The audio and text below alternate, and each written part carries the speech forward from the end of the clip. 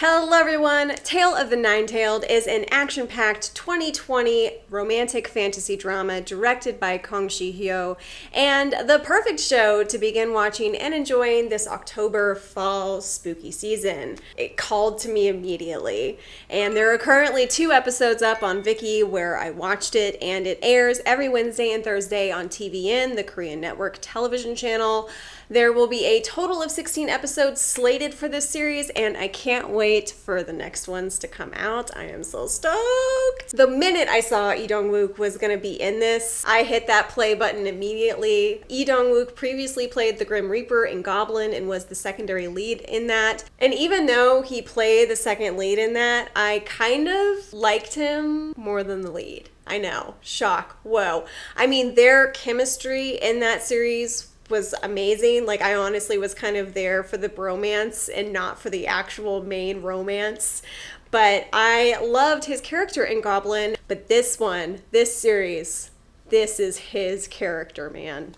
I also think this series might be giving Goblin a run for its money and might even be better than Goblin. But let's get into the tale of the Nine-Tailed. In this series, Dong-wook is playing a nine-tailed fox named Yi-yoon, who has been alive for thousands of years and protecting the mountain in its area where he's lived that whole time. He's sort of the spirit or god of the area that's meant to protect it.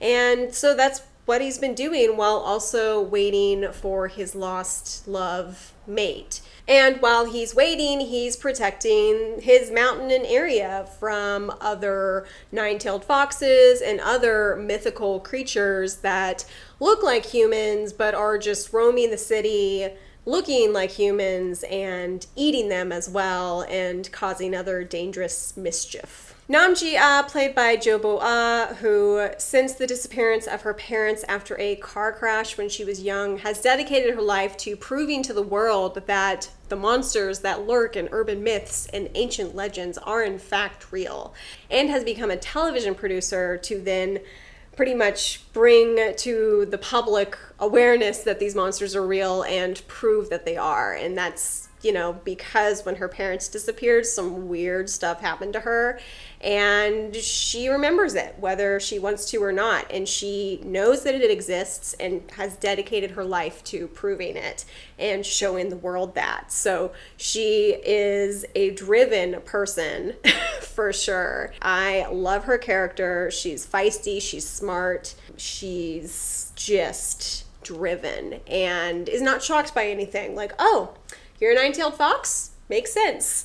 Nothing really surprises her. And this really gets on Dong-wook's character's nerves because humans aren't supposed to know about him and that these creatures exist. So the fact that he can't seem to erase her memory and she's not shocked by anything and wants to go deeper and deeper into his world, he's kind of like, what do I do with this? I also already feel their chemistry a brewing, and I'm here for it. She's definitely very smart and going to run circles around him, which you witness firsthand very quickly.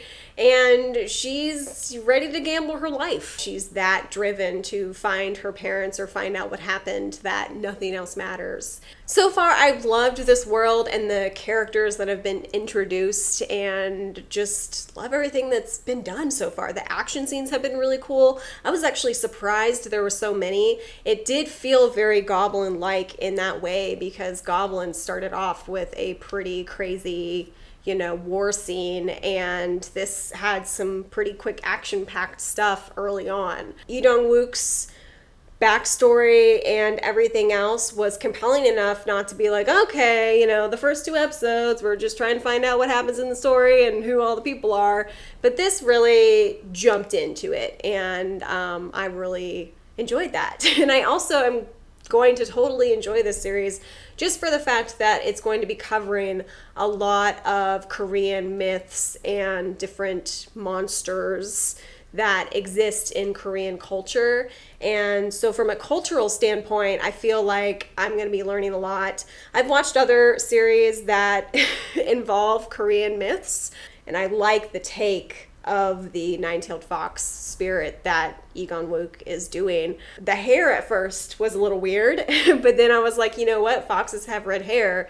And I like that all the characters that are nine-tailed foxes in the series, they do emote a bit of a fox-like personality, or something to their look is sort of foxy in that regard. And I really enjoy that little aspect of it, those little details. I'm excited to learn more and to experience a more modern take on the nine-tailed fox legends and the other mythical creatures that I'm sure are going to come out of the woodwork in this series. I'm super excited. I definitely recommend this drama, even though there are only 2 episodes up. I'm already hooked and am going to be anticipating the next episodes when they finally are up on Viki. Ooh, but I definitely do feel that out of all the dramas I've just started watching, which I have watched a few others, of those that I've started watching, this one caught me immediately and I'm the most excited about it. Nine-Tailed Fox, other dramas that I'm watching right now. Nine-Tailed Fox, definitely add it to your watch list. Get caught up because there's only 2 episodes right now. If you liked my review and think this would convince someone else to start watching this drama, please share this video with them. And if you're new here, thank you so much for watching. And if you want to see more of my videos, please check them out and subscribe. And for everyone else, thank you so much for coming back. Let me know down below what you're thinking of the drama if you're watching it. Until next time, thank you so much for watching, and I'll see you later. Bye. But are actually dangerous, mischievous.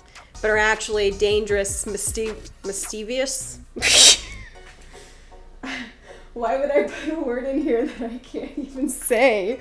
Mischievous. Why would I do that to myself? Oh no. Mischievous.